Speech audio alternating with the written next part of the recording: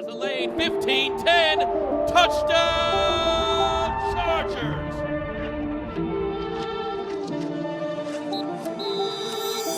What a day. Welcome into a brand new episode of Chargers Weekly. As always, joined by Matt Money Smith. Taping this late Thursday night, hours after the Jim Harbaugh introductory press conference. Buddy, it was a landmark day in Chargers history, specifically here in Los Angeles.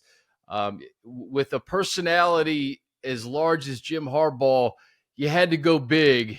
The Chargers went big at YouTube Theater, and what a spectacle it was for an hour plus. And I know you spoke to Jim on Bet You Some Money afterwards. We did, yeah, which is why we're doing this late. Had a 3 to 7 radio show, and Coach was kind enough to give us about 15 minutes in the 3 o'clock hour, and he was great. And we used to talk to Coach quite regularly when he was at Stanford. He would come on a lot, recognized, and this is someone who understands availability and opportunity. And you know, we have a pretty popular show here in Southern California, and he used us as a recruiting tool, and we used, you know, him as an entertaining guest. And so thankfully it kind of, I think, remembered that and sort of remembered talking to us. We had a great time. And that's, I think you saw that in the presser, you know, when John Spanos got up there and said he remembered a conversation they had 20 some years ago when Coach was at San Diego. And I think that's, there is something to that. There is something to recognizing, and we've talked about this, recognizing that there are so many opportunities around you, and somebody's title or station in life may not represent the opportunity that they present to helping you better yourself or your situation. And certainly Coach seems to be somebody that is very cognizant of that. Hence his recollection of John simply telling him that he thought he ran a great practice, and that meant a lot to him because nobody in the NFL or in the pro, you know, circles had ever said that to him. So I think that just one little moment spoke to kind of what, you know, how he's wired and why players play so hard for him. And that's really what separates him from so many other coaches. Yeah. You know, Money, walking into that YouTube theater this morning, seeing the Harbaugh-isms everywhere, it just felt like just something completely new and different and exciting for the Chargers organization and the fans. And there's so many moments throughout the press conference. I'm sure we can put our heads together and knock most of them out. There was just funny things, and I think things that get you hyped up. I especially thought that Dean Spanos, the owner Dean Spanos, right from the beginning, kind of explaining the process and why Jim Harbaugh is here today, and how happy he is for Chargers fans, and basically telling Jim, whatever you need, whatever resource that will require us to win, we're going to provide you. And you can tell that Jim has a personal connection with the Chargers. He mentioned all the stops that he's had, and there's always been a personal connection.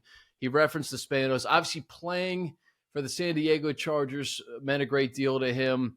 And it just seemed like the stars aligned. And just throughout that hour press conference, you could feel his energy, and he knows that he's in the right place for him to do what he ultimately wants to do, and that's bring a Lombardi to Los Angeles.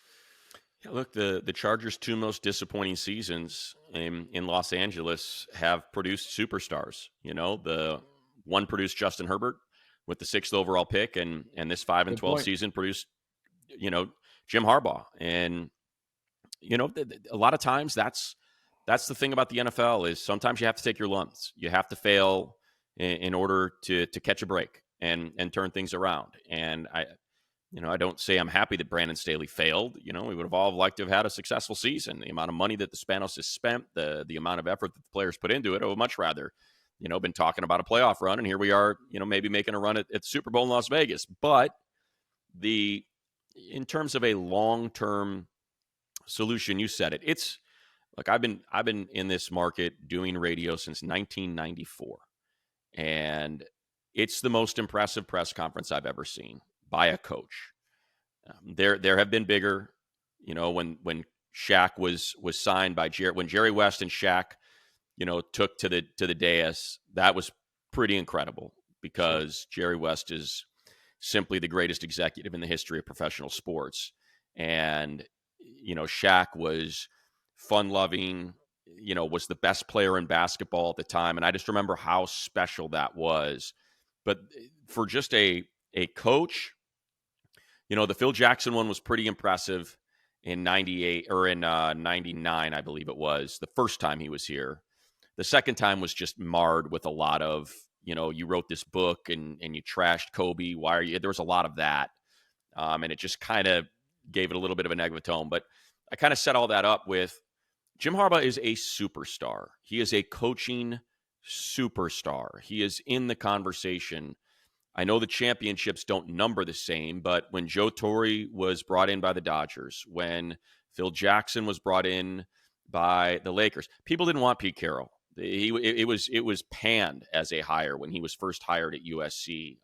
Chip Kelly had already had incredible failures in Philadelphia and San Francisco when he was brought to UCLA. So here is someone coming off a national championship who had won at every stop, who, like you said, Chris, has the ability to have these sayings, these Harbaughisms plastered all over the theater, and carries weight and gravity when he walks into a room.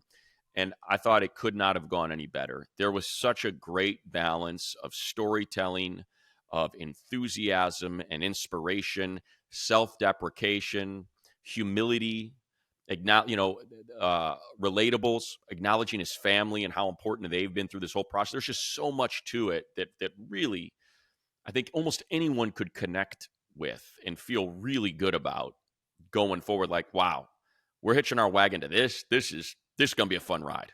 Yeah. He's the brand, right? He's the brand and everybody's getting behind him. And it's not about just the quarterback or the star edge rusher or defensive player. It's about the team. And he stressed team. And, buddy, I think one of my favorite parts was the beginning when him and Jim Hill were calling each other's legend for like 6 to 10 seconds. It was hilarious. And that just kind of set the tone for what Jim Harbaugh is going to provide to a city and a fan base. I swear I felt like today was a game day. It was a 1 p.m. kickoff, but the kickoff was the Jim Harbaugh press conference. Like fans were treating today like a game day. And I think it's so cool to see just kind of what this organization and what this fan base has kind of morphed into, and where this team is going under this head coach. Now, there's a lot of answers that we didn't get today because there's staff logistics and different things that are just going to have to sort themselves out over the next month. You always kind of look for tells and things that, maybe you can kind of read between the lines. I'm like, how many players is he going to mention on this current roster? Obviously, Justin. He mentioned Derwin and Keenan last Sunday. He mentioned him again. He mentioned Rashawn Slater. I think he said he met Trey Pipkins and his dad in the airport, which was cool. So, those are the only players that I think that he mentioned. Yeah. But he said he contacted everybody on the team, or everybody that's probably expected to be on the team. So now here comes the staff questions. And Joe Ortiz, who I got to meet briefly, an awesome guy by all indications, and just the working relationship that he and Jim are going to have. Another one of my favorite sayings was just like, hey, during the offseason, I'm Robin, Joe's Batman, and then we're going to flip. That's what we talked about. During the season, I'm going to be Batman. He's going to be Robin. And it seems like that's how it's going to be. And it seems like that marriage is going to work really, really well when you consider the type of players that Ortiz has scouted based on what the Ravens do. And it's another piece to this puzzle. We'll hear more from Joe on Tuesday, but today was Jim's day. Look, I don't know how much you want to take away. It's the one thing I did appreciate is it did seem like it was a little more stream of consciousness. It definitely wasn't produced. Yeah. It wasn't. I've got my goals and I've got my checklists, and it's the Tony Robbins school of motivational speaking, that when you say someone's name back to them, they feel more important. And we see that regularly. And I find it to be a bit annoying and patronizing.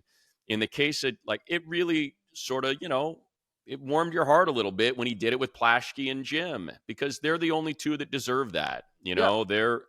They're the ones that have been here for 40 years.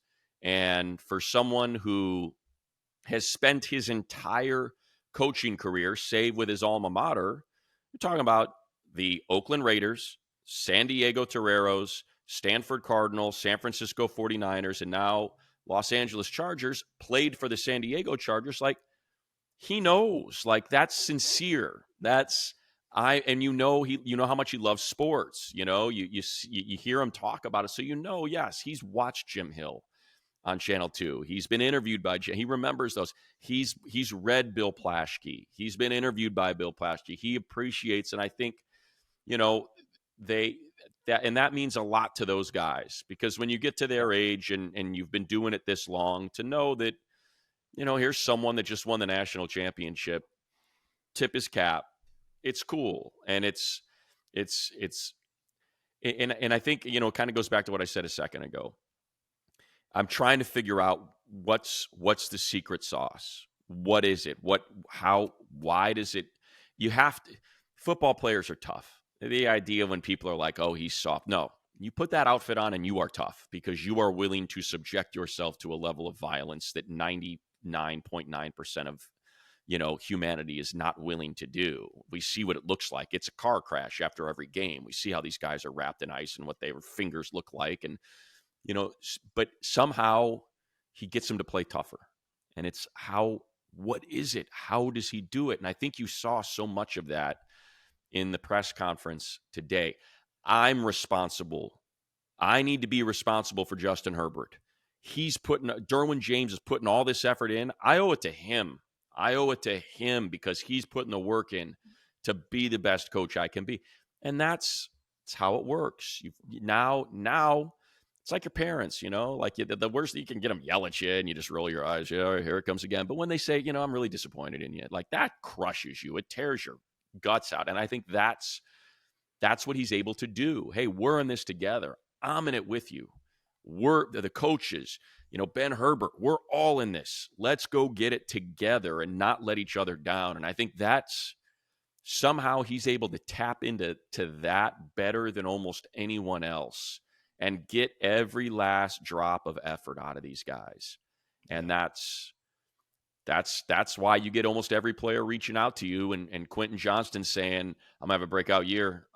I can't wait, coach. Can't wait to get to work. Like, it's not someone who's hiding because he had a bit of a struggle in his first year and is hoping, hey, let's just forget about it and I'll show up at, mini camp and we'll get going. No, reaching out. Hey, man, let's go. Let's get to work. I'm going to have a breakout year. Let's get this thing going. And it's hard, man. It's hard to do, because these guys make a lot of money and it's a hell of a way to make a living. And to get them to push a little bit harder, man, it just says a lot about the leader that you get. Yeah. Like we said, it starts with him, but you and I have discussed how much beyond it's just Jim Harbaugh, right? Like Ben Herbert, this name that you mentioned, JJ Watt was on Pat McAfee talking about him as his strength coach at Wisconsin, and just like how he's a game changer. To have somebody like that. We're hearing the name Jesse Minter as a defensive coordinator potentially. These are guys that are proven commodities, at least at the college level. And, you're only as good as your staff. I mean, when you look around the league and you see like, oh, that guy got a head coaching job. Well, you know what? They had confidence in the guy, but they also had confidence in the staff that he's going to bring along with them. And I think that's one of the things that we're really going to see take shape here over the next couple of weeks is what is Jim Harbaugh's staff going to look like, and how will that dictate who they acquire in free agency, who do they let go because of cap issues, and who do they draft? And just the whole Joe Ortiz element to this, we can dig into more next week after we hear from him. But that's the other part for me, Money, is just all the resources, like this brand new practice facility. Like, these are all winning edges that this organization has now that goes beyond just Jim Harbaugh. No doubt.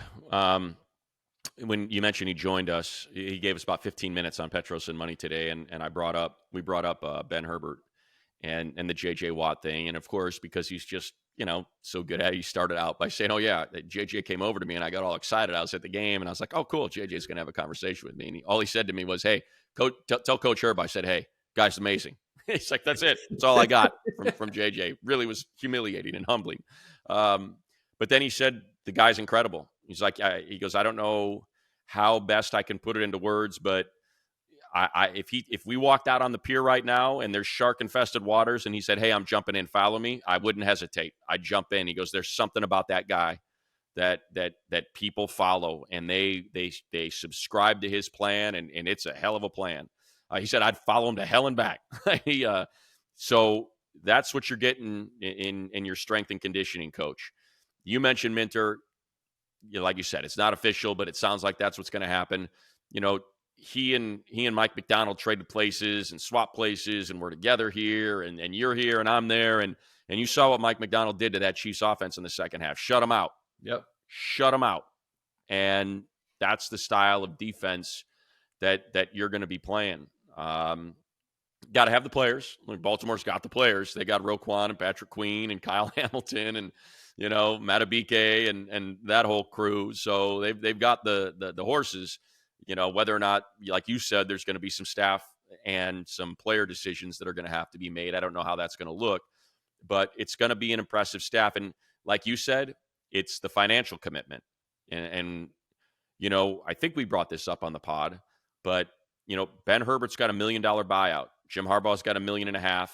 And I think Jesse Minter has $800,000. It's going to be $3.3 million in a check written to Michigan just to take those guys. And you're talking about a $250 million facility. I don't know how much the shop vac was that he had to pick up at Home Depot, maybe another $80. But I loved that he name checked Fred. It cracked me up that said, "Hey, Fred, come on. He looked over buy at some Fred. equipment." Yeah. Yeah. The best. Which is great. And I think that's part of it. That's part of why this was the job, Chris, is it's such a blank canvas. It's a brand new facility that he gets to build the weight room how he wants it, the training rooms, all that stuff. It's like when you buy a model home and you get, here's the structure, but you get to pick out the tile, the cabinets, the floor, all the flooring, the fixtures. That's what he gets to do. He's like, "We got to get this stuff ordered, man. We got to go get this equipment ordered." And that's like you said, there, when you talked about Dean Spanos, and how he got the thing started, there were two things when it comes to Dean that jumped out. One is when Jim Harbaugh said, I told him I'm hungry, and he said, "I'm starving to get a win." So that's one, and what do you do when you starve? You overeat. You end up buying, 2 different combo meals at McDonald's. And next thing you know, you got 2 cheeseburgers and a Big Mac in your belly because you haven't eaten all day. Like when you're starving, it's like, what do you need? Let's go. Let's just. And then I loved the line that he used to get it started when, Dean pointed out, we got, it was snowing when I talked to you on the tarmac in Michigan, and it's now we got a storm here. And he's like, "No, we're the storm." Like that's when you're like, okay, here we go. Here we go. This is what we're talking about. Yeah. So the idea of we're not just hiring this guy, and according to reports, he's the second highest paid head coach in the league, but you're hiring the guy that's bringing in the staff and all the other stuff that comes with it, and that number gets real big, real fast if you want to commit to winning a Super Bowl. And it sounds like everybody is in with both feet. All right, guys, a big thank you to our partner, Microsoft Surface, the official sideline technology provider and laptop of the NFL and the Los Angeles Chargers, that provides players and coaches with the tools to succeed both on and off the field. Check out the powerful Surface Pro 9, combining the power of a laptop with the flexibility of a tablet at surface.com. His track record of turning programs around early, it's evident everywhere he's gone. Now, obviously no promises made because, year one, you may have to reset at some different positions. You still have the Kansas City Chiefs in the division. It's a loaded AFC, but just the direction that they're going to put this thing and how quickly they're going to set it into motion. I think that's what has fans so excited, Money. And I was talking to somebody before the press conference just about sports in Los Angeles. And, you and I both worked for the Lakers around the same time. I've always said this to folks, especially when I was on the partnership side. It's always going to be the Lakers and the Dodgers in Los Angeles. It's just how it is. They have the equity of winning and the longevity here. But think about all the stars in this town. Shohei Ohtani now with the Dodgers, LeBron James. Sean McVay is probably a top 3 head coach in the NFL. USC, Caleb Williams coming off a Heisman Trophy, and Lincoln Riley trying to bring that program back to prominence. The UCLA and USC women's hoops teams. I mean, there's sports is at a premium in Los Angeles, but if you don't win, it doesn't matter very much. And the Chargers just took the front page. When you take Jim Harbaugh, who just won a national championship, everybody's going to want to see this guy. Everybody's going to want to hear what he has to say. So not only are you investing in a coach and a leader and a winner and somebody that you hope will bring you a Super Bowl, but he's going to keep you relevant 365 days a year by what he says, by how he goes about his job. I guarantee you the primetime schedule in 2024 is going to reflect that. It's just a lot of things that go beyond just winning that Jim Harbaugh provides to this organization now. I know I've brought it up before, but I'll use two to create the parallel. One, where the city where I was born and lived in until I was 17. I've been here for 33 years now. So in Chicago. Bro, you look 33. By the way, you look 33, huh? Money. Okay, you look 33. 50. So I've been here 33 years. I was in Chicago for 17. Growing up there, it's a Bears town. Now, the Bears won the Super Bowl when I was 10. But it's a Bears town. It is. That's the team that makes the town go. Behind the Bears, back then, it was kind of the Cubs. They were the lovable losers. And then after that, you'd get the Blackhawks, maybe a little bit of White Sox. And the Chicago Bulls were the dregs, the absolute dregs. We grew up, we didn't have a lot of money. My Uncle Frank did, and he would flip us. He had the season tickets for the Blackhawks, for the Bear. He was the one rich kind of brother in the family, and he would flip my mom the Bulls tickets because nobody wanted them. And so my brother and I would every now and then, maybe 3 times a year, 2-3 times, get to go to the Chicago Stadium and watch Dave Corzine trip over his own feet, cokehead Quentin Daly running around like a psycho, get excited about Orlando. Nobody cared. I mean, when I say nobody cared, those places were empty. The highlight of the game was making a napkin boat by getting a napkin and twirling the corners and then dropping it off the balcony and watching it float down. So that's how we would entertain ourselves. And what happens? Michael Jordan gets drafted in 84, and the rest is history. Becomes the number 2 team in town, and for a while they're number 1 team in town, ahead of the Bears. The other one is the Patriots. They were moving to St. Louis. Victor Kiam had them sold to a group that was headed up by Walter Payton. It's why he retired early. And he was taking that team to replace the Cardinals after they left for Arizona in St. Louis. It was done. That is how much of an afterthought that franchise was in a Red Sox Celtics town. They could not survive. But a clause in the contract allowed Robert Kraft to match any deal and buy Gillette Stadium. He did it. He hires, Bill Parcells, gets the Drew Bledsoe thing going. After that, he brings in Bill Belichick, goes next. And even then they were like, still the Patriots, but then you get Bill Belichick and Tom Brady. Where do they fit? Where are they you talk to Boston sports fans, I can promise you, if they're under the age of 35, they're probably number 1. It can happen. I know it's a Laker and a Dodger town. I totally know that, and it sounds foolish to think the Chargers could possibly dig into that type of fan base, generational fan bases with so many championships.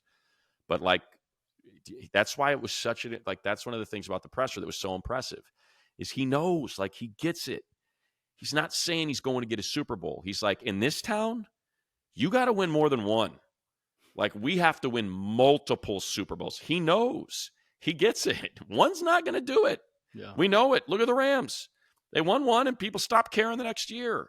No, you need to win multiple. You need to build a juggernaut. You need to build the Patriots, to be able to crack and into what is an almost impenetrable wall that is the Lakers and Dodgers. And I think he recognizes that.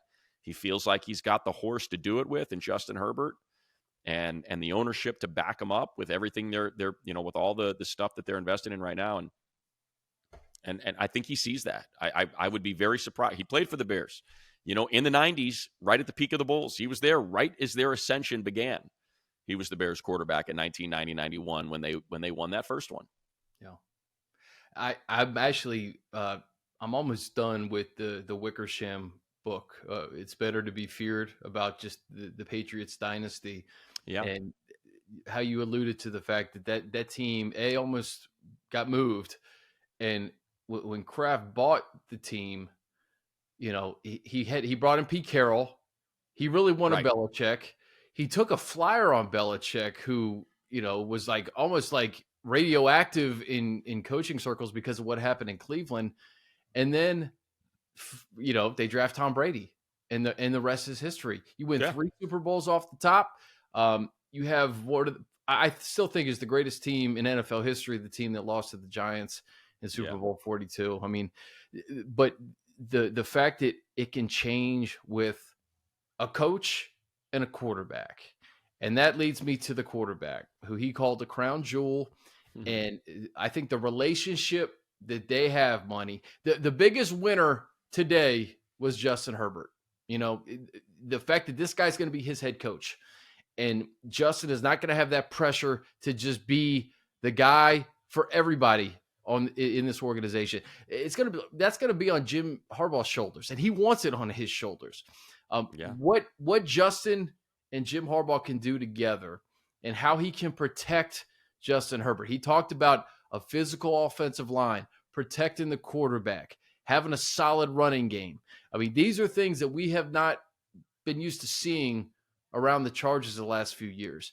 How they shape this offense, how they pack a running game, and how they, I think, develop a physical, tough offensive line. We're going to probably see that take shape during free agency, obviously the draft, and just further developing the guys on this roster, man. To me, there's a few hints in there, right, for the upcoming draft and how you're going to build this team. He pointed out that it's the only position that everybody else is dependent on, the offensive line. The offensive line can't protect your quarterback. Quarterback can't operate. Running backs can't find holes to run through. Wide receivers aren't going to get into their routes and be able to, have a pass thrown their way. That's how the offensive line is that important. They make the entire thing go. And then he pointed out, and defense, if you can't score, you can't win. So it's a lot of stuff that we alluded to. Like, there's going to be some impressive wide receivers sitting there at 5, and Brock Bowers is there at 5. And look, they may go that direction. But it wouldn't surprise me if it's a tackle, because that offensive line, like, it's where he said, it's where it starts. We got to protect that guy, because he touches the ball every single play. He has got to be protected. Priority number 1, protect that guy. Run the ball to protect him. Wide receivers block so the running back can run the ball, so play action works and he's protected. Offensive line has got to protect him. So there's that. And defense, like I said, hey, what did he say? He said it's not offense, defense, special teams. It's we-fence. We-fence. That's what this is. We-fence. and I think that, to me, that set the tone of, there's some shiny toys there. There's Brock Bowers, and there's Rome Odunze, and there's Malik Neighbors. But if you can't protect that guy, with Joe Alt or one of these other tackles, then it doesn't matter. It doesn't matter. Doesn't matter who the back is, who the wide receiver is, because quarterback's not protected. So that's where it all starts. And I think that was, and look, that's how he won at Michigan, right? By having the best offensive line in the nation, by having the best defense in the nation, and by wearing you down and winning games on toughness and watching attrition take hold of your opponent while you're able to thrive. It's exciting. It's not Lincoln Riley, spread them out, throw it all over the place, score 60 points a game. It's not Kyle Shanahan, Sean McVay. It's much different. Much different. It's submission, attrition, physicality. I think it's exciting that he's going to, that he sees Justin and that's what his first thought is. It's not, oh, wow, this dude's got an incredible arm and we got Keenan Allen and all these toys and Quentin and I'm going to go get a receiver at 5 and he's going to no. Guy needs to be protected. Yeah. We got to protect that guy. And that's his first thought. And I think that sort of speaks to how he intends to play football. And having the 5th overall pick, the possibilities are limitless in terms of trading back. You're hearing all these teams that want to move up to get a quarterback right now. If something happens where Marvin Harrison and Adunze or another player gets picked before 5, and there's a quarterback sitting there at 5 for a team, who's to say that this team doesn't trade back, get that offensive lineman, get that tight end, and then just the player development aspect of this money with the guys that are currently on the roster. Like hearing Quentin Johnson kind of re-energized going into his second year, thinking he can have a breakout year under Jim Harbaugh. Those are the things that you want to see. The guys who were drafted last year that who knows if they were drafted for a specific type of defense or a specific type of offense that they were running under Brandon Staley. Can Jim Harbaugh and Ben Herbert and whoever the DC or the OC is for this team, can they squeeze every bit of potential out of the guys that are currently on this roster? I think that's something that you've seen throughout Jim Harbaugh's just coaching career, is just getting the most out of the players on that roster. So going beyond free agency and the draft, the players that are under contract here, the guys who were maybe undrafted free agents or late round picks over the last couple of years, can they develop into something that Jim Harbaugh can be proud of on either side of the football? And I think the answer is yes. He's done it. He's done it at Michigan. He did it at Stanford.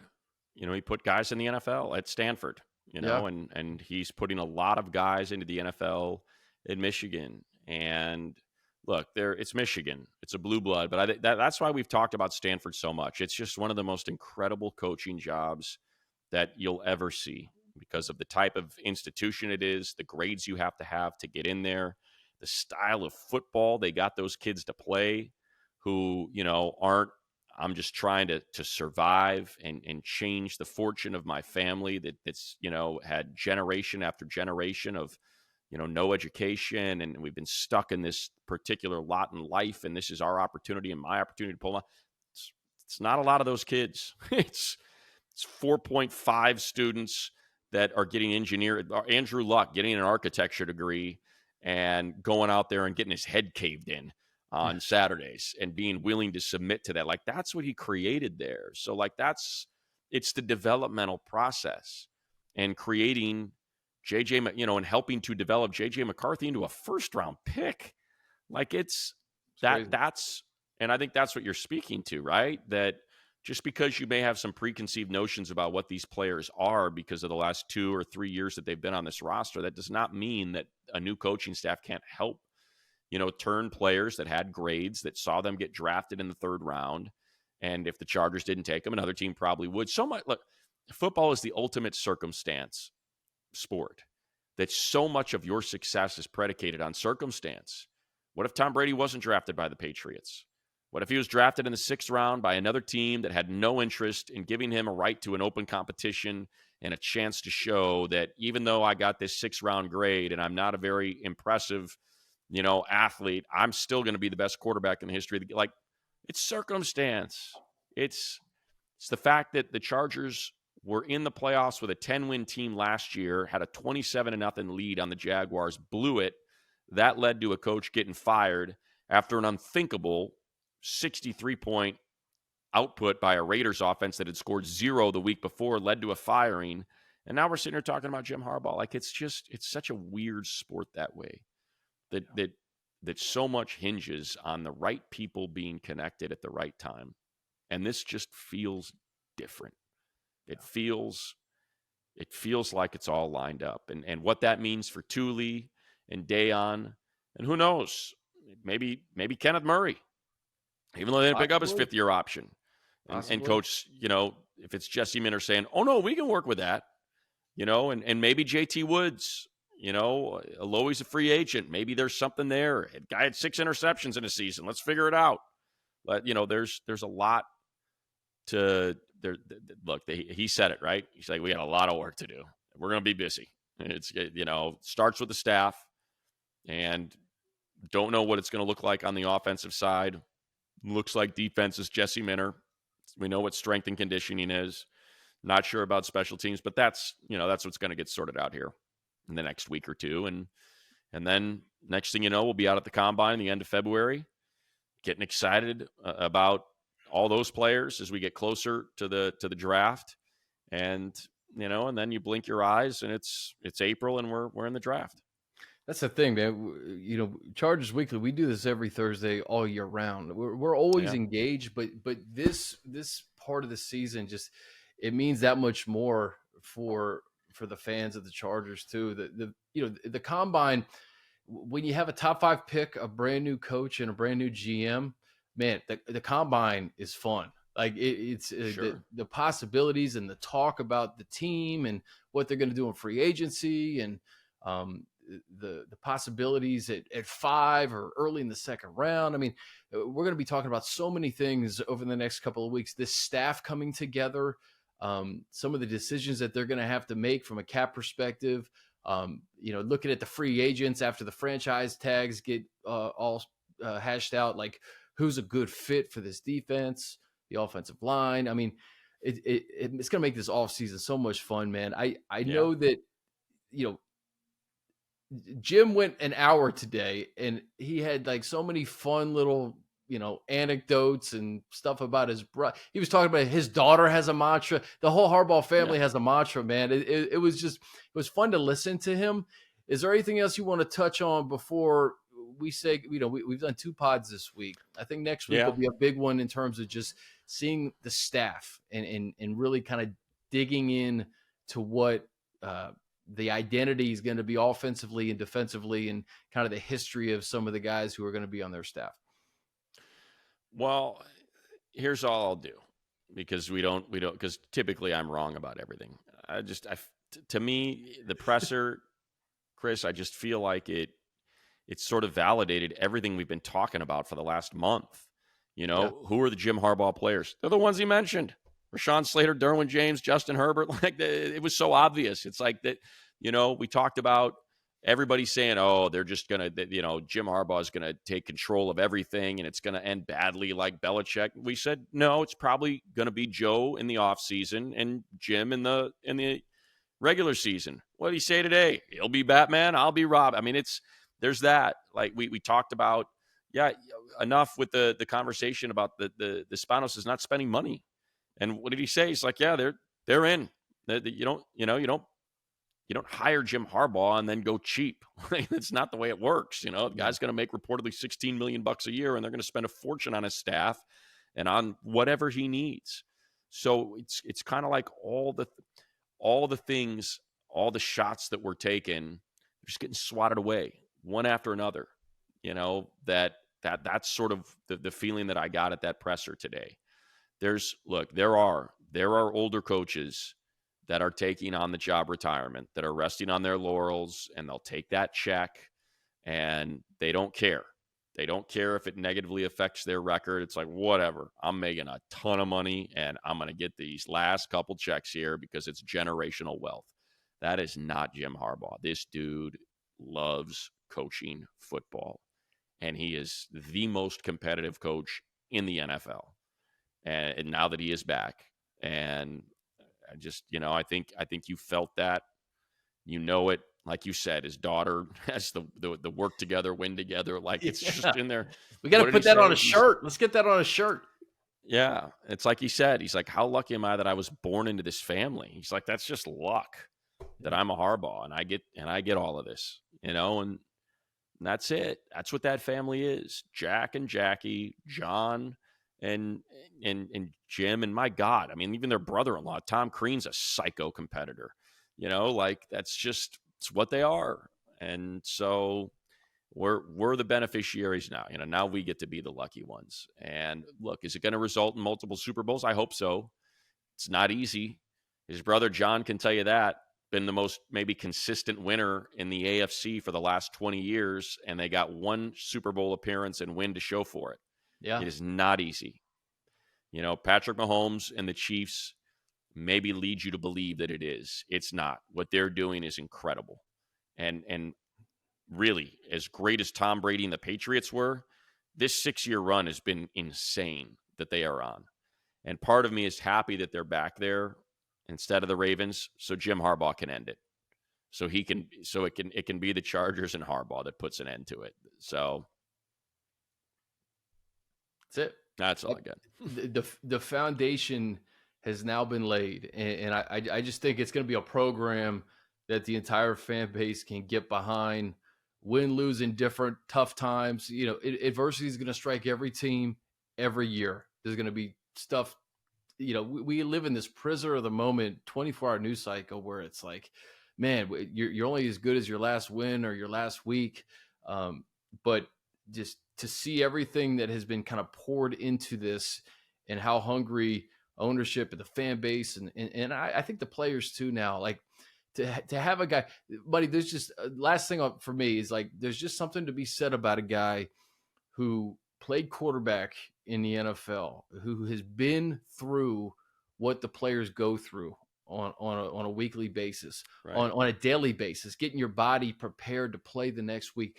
When your leader has done that at a level that most people can only dream of being at, I mean, you got a guy that you can get behind, that you can work hard for, and it just goes beyond yourself. And again, like you said, it could be, it's not motivational, sappy stuff. When he says all these things, like, man, you better believe that he believes it. Like he had one phrase that he's like, when people say "have a nice day," I don't like that. No, make it a great day. Make it. I don't want to leave it to chance. I don't want to leave it to, and you better believe he says this to his team every single day, and he makes sure that the eye on the prize is the team.